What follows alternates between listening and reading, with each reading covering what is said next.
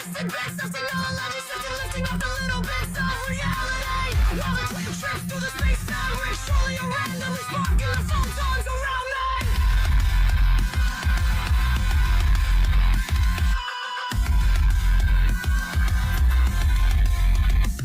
Let the light flow from the heat, yo. When the photons ignite, highlighting, yo, then you'll know it's that time when we force a change in our mind's eye. Ho, ho. A little bit Linux with something in us. It's almost like we something else, autonomous, or maybe perhaps it's that missing piece you need. Perhaps it's that simple message you're searching. Perhaps it's just a different time framing. Us people max the fake you in the mainframe. Getting excited, so are the photons. Don't laminate so we can change the coupon. Let me raise the hash rate, submit the coupon, thank you, replace the rate with my major bags. Grips of technology, like cryptographic money and hashing your life into a set of QRs. It doesn't matter, 'cause this was 3D change perspectives. Hey! I go to the show. Welcome to the show. Welcome to the show.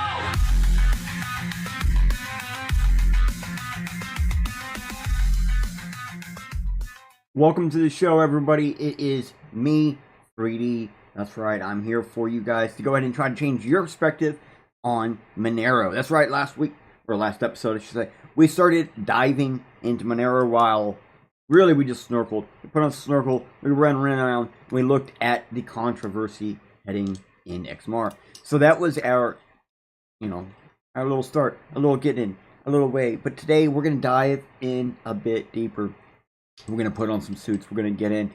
So, last episode, again, now I'm going to go off the actual script. So, last episode, we talked about the controversies of XMR that were slightly hot topics for the day, meaning they were recent, new.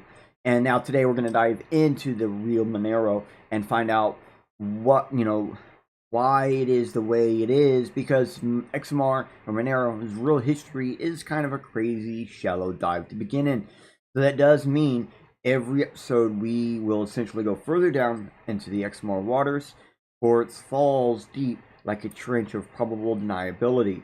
And I do mean that. It's a trench of probable deniability. That's kind of like the best way to describe Monero in a very simple, generic term. Alright, so I want to go ahead and thank our network sponsorships.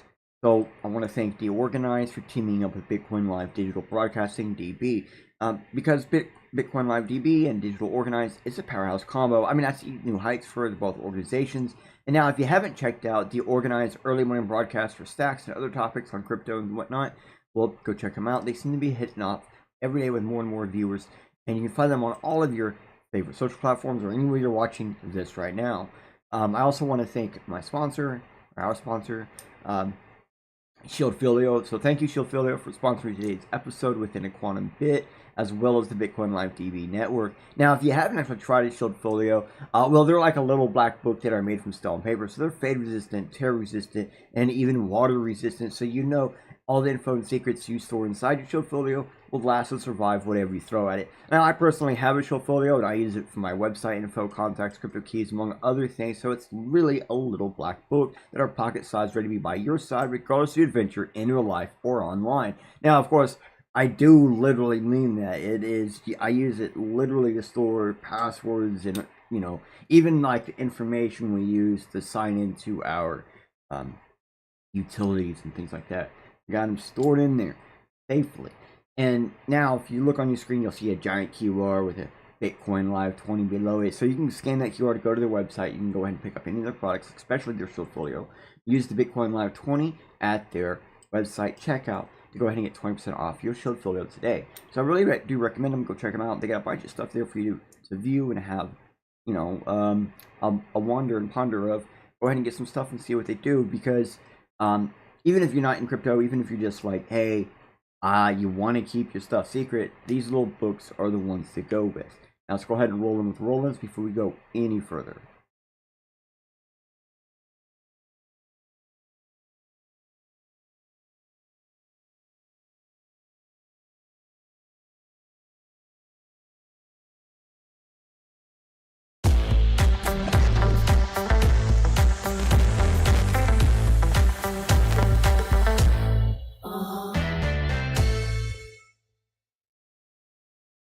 Thank you again, Shieldfolio, for sponsoring today's episode. Alright, so let us get into it. Let us get and drop in. And let me say it. Welcome to the photon of the greater fourth dimension quantum machine. So throughout today's episode, what we're basically going to do is we're going to be going to these different websites, going to different places to give you some information and to talk about things. We're going to pop up a little QR. Yep. There we go. All right, that QR right there will show you wherever we're at, how to get there. You just scan it, use your QR reader, whatever, and get there. Now, the one in front of you right there, this is the organized media. This is what we were talking about earlier, where they have that early morning broadcast. It's popping always like crazy.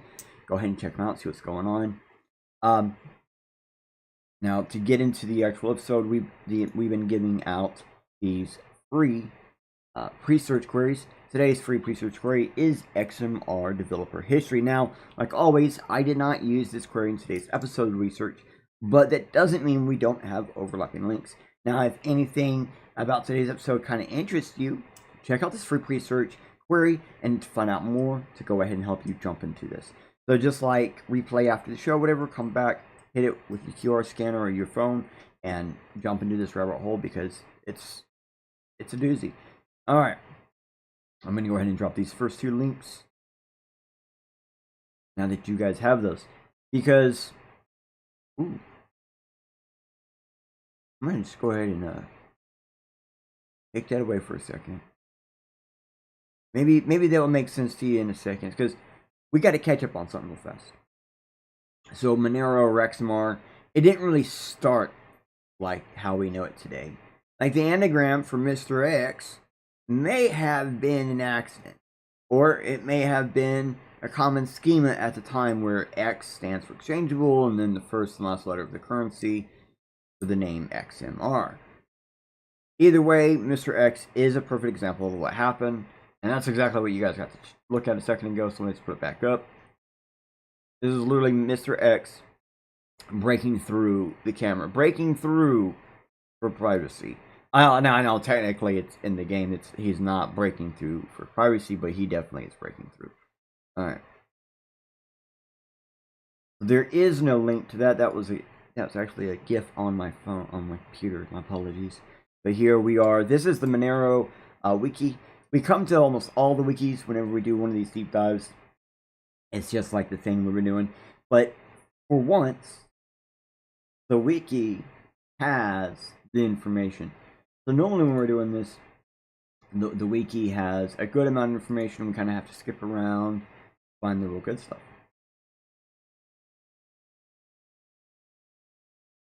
But not today. So we're going to cover the wiki for Monero. Alright, so Monero XMR is a blockchain-based currency which is private, untraceable, fungible, and decentralized. The protocol is open sourced and based on CryptoNote v2, a concept described in 2013 white paper authored by Nicholas von Steenhagen. Developers used this concept to design Monero and deployed its mainnet in 2014. The Monero protocol includes various methods to obfuscate transaction details, though users can optionally share view keys for third-party auditing, verifying, basically. So transactions are validated through a miner network running RandomX, a proof-of-work algorithm. The algorithm issues new coins to miners and was designed to be resistant against applications with integration circuitry or ASICs mining hardware. Monero's privacy features have attracted cyberpunks and users. I'm going to just break this down. Basically, that whole it prevents and resists against ASIC, the ASIC, that's actually the big deal about Monero. Alright, this means that it's mostly CPU done, but there's probably GPUs, FPGs, other things, as long as we're not using ASICs. Now, what they consider an ASIC, they go and they meet every so often, they talk about it, and they redefine what that is every so often. For example, I actually have a device that I used to mine Monero on all the fucking time that can no longer be used to run Monero, because Monero at one point decided that it was basically an ASIC having a 19-core CPU, Yeah, okay, I can see it. Alright, so going back to what's going on. Due to its perceived untraceability, Monero is gaining increased use in illicit activities. Okay, let's say it like this.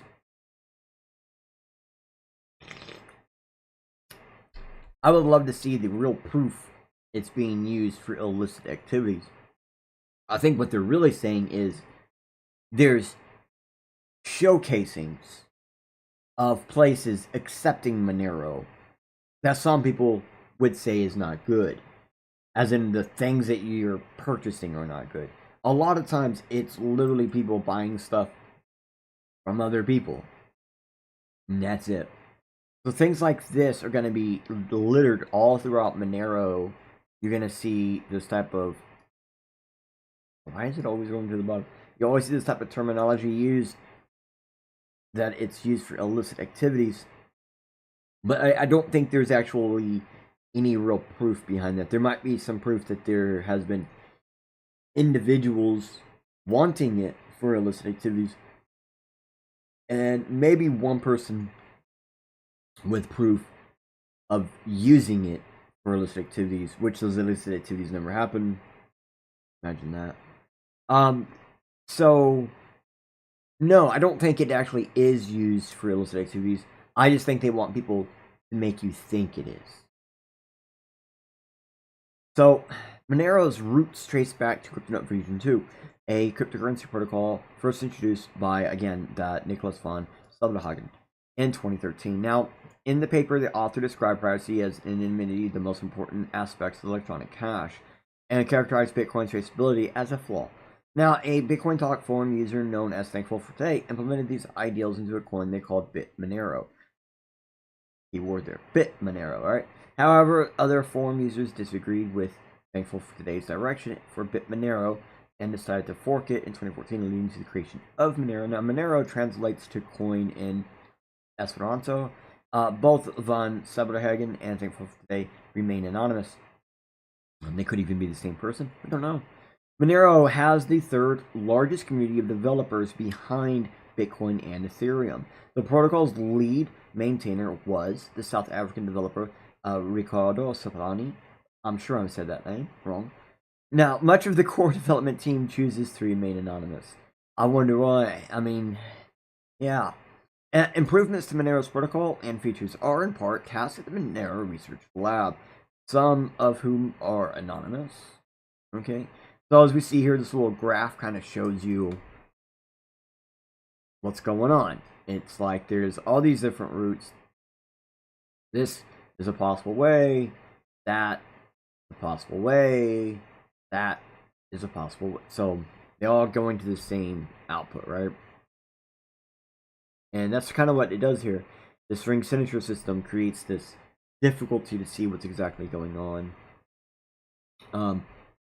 And I do like how they show it here as like a neural network, because most people are going to understand that concept of a neural network. You have different stages, different amounts that all end up in one point, or something like similar.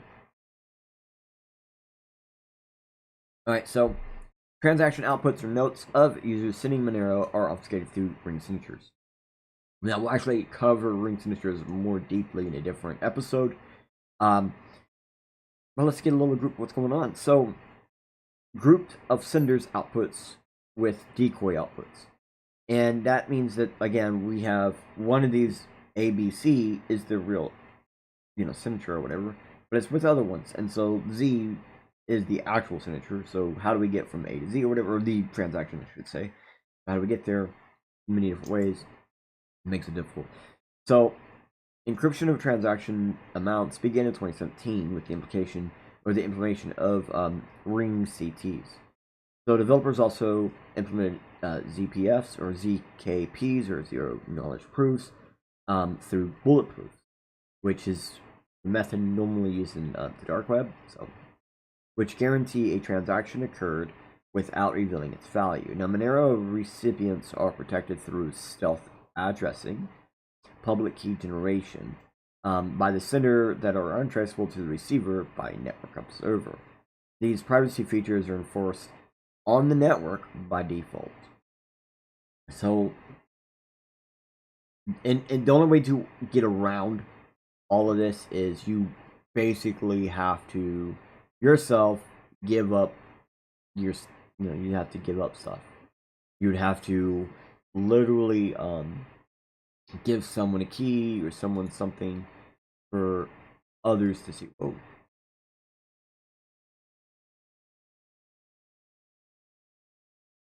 oh, that's weird.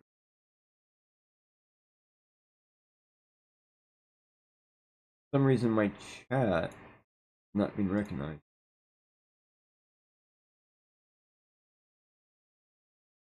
I mean, there's nobody chatting right now, but if there was, we'd want to be able to see it. See if we're going to try reinitiating it, see if we can get to pop in.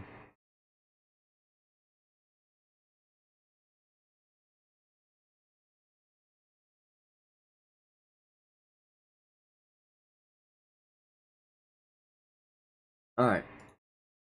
Now we got you. Okay. So, back to what we're talking about. Monero uses Dandelion++, a protocol which obscures the IP address of devices producing transactions.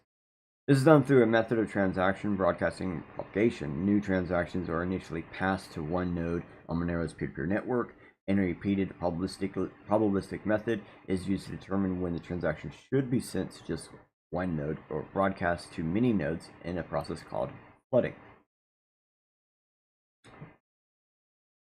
Kind of cool, right? Basically,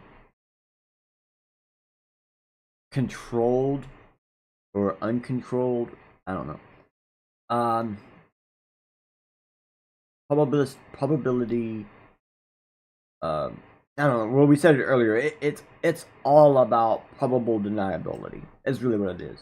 So imagine being able to control your scatter plot. That's what this does. Now, I guess this Dandelion++ kind of really explains something a lot of people don't realize. When we say Bitcoin is transparent, yeah, IP addresses of miners do exist on the network. IP addresses of nodes do exist on the network. This is something a lot of people don't realize about blockchain. Everything is recorded in some way. Now, maybe not everything is recorded to the blockchain. Everything is recorded to the node. There are many nodes involved. There are many people ensuring no one is going untraced in some way. So Monero, first off, is set up, as you saw, with serious security to just obfuscate itself, and then it uses an entire another protocol to obfuscate the IP address. So, efforts to trace transactions. Now, in 2017, researchers highlighted 3 major threats to Monero's use. Privacy, the first, relied on leveraging the ring signature size of 0 and the ability to see the output amounts. That's kind of confusing. Basically, you could set your ring signature down to nothing, and you can start ensuring it's a 1-to-1 basically, instead of like a 6-to-1 or 8-to-1, 13-to-1. It was 1-to-1.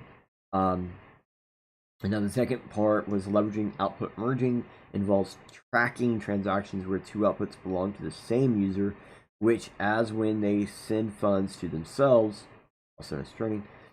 So finally, temporal analysis shows that predicting the right output in a ring signature could potentially be easier than previously thought. Now, in 2018, researchers presented this possible vulnerability in a paper titled "An Impractical Analysis of the Traceability in the Monero Blockchain." In 2020, the United States IRS basically posted a bounty for contractors to develop these tools. Other privacy-enhanced cryptocurrencies like Bitcoin Lightning Network and other Layer 2 protocols as well. So the contract was awarded to the blockchain analysis group, Chain Analysis, which everyone knew it was going to happen. Basically, when IRS asked, hey, how do we trace Monero? Thousands of people told them, just watch the fucking chain. Just like start recording the chain. That's all you can really do. Well, there was already someone doing that for quite some time. And in the Monero ecospace, especially like between 2017 and 2019, people were really bitching about three major entities at the time who were watching all blockchains. They were watching everything that happened all the time. They had tons of nodes everywhere and was just eyes on. Chainalysis being the top dog of the three. Now you notice they also got Integra with FCC. Alright, so mining. So Monero uses a proof of work algorithm, we said it earlier, random X, it validates transactions. The method was introduced in 2019 to replace the former algorithm Kryptonite R, or Kryptonite Random. Both algorithms were designed to be resistant to ASIC, which is commonly used to mine other cryptocurrencies like Bitcoin. Monero can be mined somewhat efficiently on consumer-grade hardware, which is the point of Monero. A lot of people forget that. x86, x86-64, ARM, and GPU. A design decision which was based on Monero's project opposition to mining centralization, which ASIC mining creates. Now, I will disagree. ASIC mining does not create centralization. ASIC mining creates big wells of miners instantly, but to each their own. But has also resulted in Monero's popularity among malware-based non-consensual miners, because, well, we can do the whole hive mining a whole lot easier with Monero. So Monero's privacy feature have made it popular for illicit purposes. After many online payment platforms shut down access to the white nationalists following the Unite the Right rally in 2017, I've never heard of that, including some people started using and promoting Monero. So basically, like, something happened, a bunch of people got shut down from their bank accounts, and those people then started promoting Monero. Imagine that. Darknet markets. Monero is a common medium of exchange. What they really mean is Monero is commonly accepted on the darknet. They can't actually prove that it's happening, right? So remember earlier I said there was maybe one example, someone actually whatever. So in August 2016, Darknet Market Alphabet permitted its vendors to start accepting Monero as an alternative to Bitcoin. So a market then started allowing Monero to be used. The site was taken offline by law enforcement in 2017, but was relaunched in 2021 with Monero as its sole permitted currency. So what we see here, that law enforcement uses Monero specifically.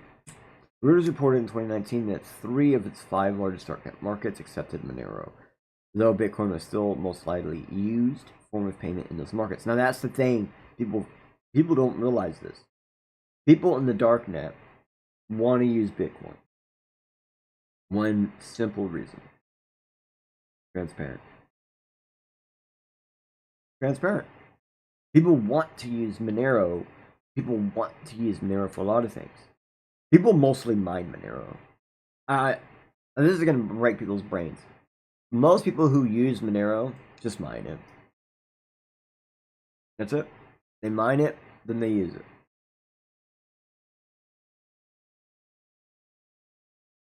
Law enforcement buys Monero, uses Monero to catch Monero users. That's it. And that's why Bitcoin still reigns supreme in the darknet. There's a lot of places that accept Monero, but you can't really find proof of it. They're using it. Because, to be honest, using Monero in the darknet, if you're selling something, it's stupid. It's dumbest thing to do. You're gonna get screwed immediately with fake Monero. And you won't even know it until after you've already shipped your item out. That's why everybody uses Bitcoin and Litecoin on darknet.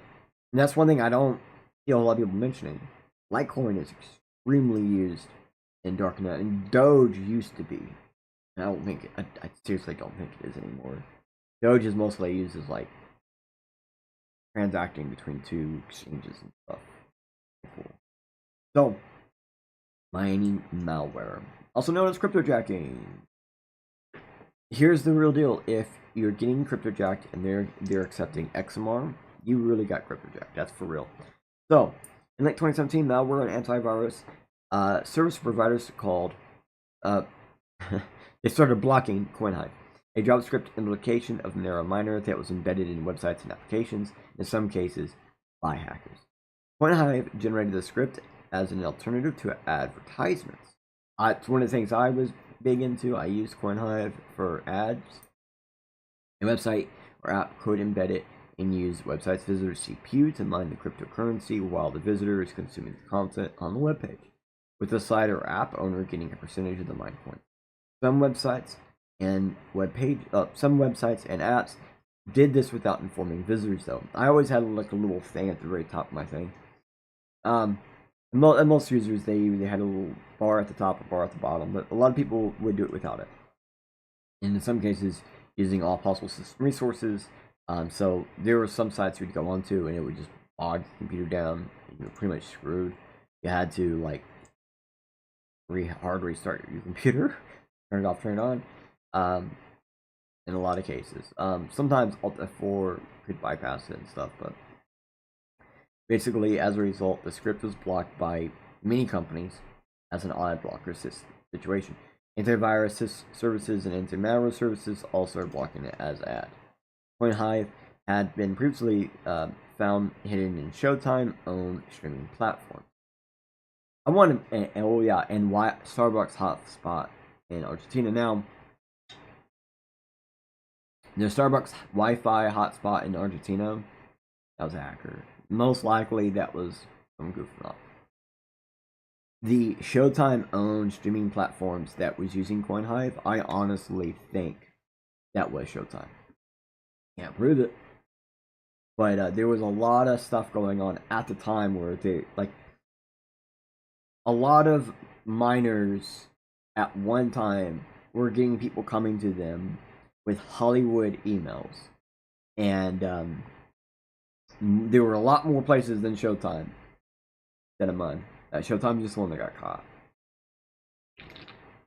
Also, researchers in 2018 found similar malware that mined Monero sent to Kim II Sung University in North Korea.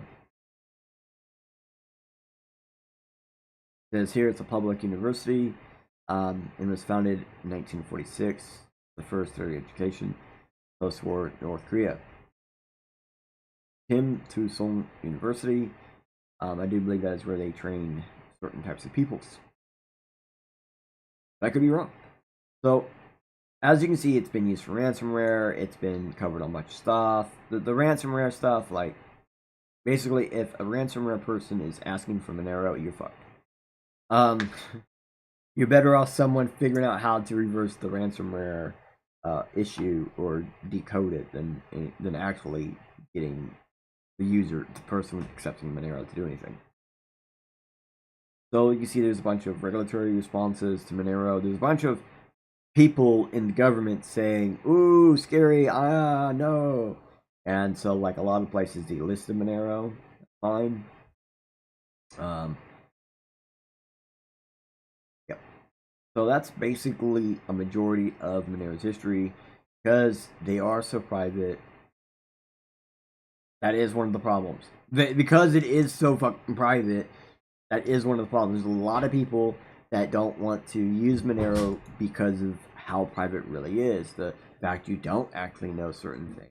And you have to have some form of trust in the system or the person on the other side. And for non-strict digitalization transactions, Monero is not actually a very good one to use. Sure, it actually can be really great when face-to-face, transferring real quick, handing off real quick. You know, being able to get it, verify you own it, and then hand it off. Fine. But something we covered in last episode slightly, which we plan on covering more greatly later, most likely a different episode. Monero reorgs quite often. So having verified Monero now doesn't always mean having verified Monero 10 minutes later. So, but why Monero? Well, Monero has actually figured out privacy. They really have. They have figured out on-chain privacy. Now, if you're doing stuff normally, you're not going into forums and trying to find somebody to purchase something. You're not explicitly trying